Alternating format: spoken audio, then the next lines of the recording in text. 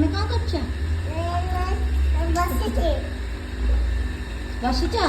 ତମେ କଣ ଆଜି ଡରୁନ ତ ଗାଧେଇବାକୁ? ମନକୁ ମନ ଗାଧଉଛ? ଓକେ। ଏତେ ସମୟ ରହିପାରିବନି? ଆସିବ ଭାରି? ଆସିବନି? ଆଉ ରହିପାରିବନି କହିଲ ବା? ହଉ।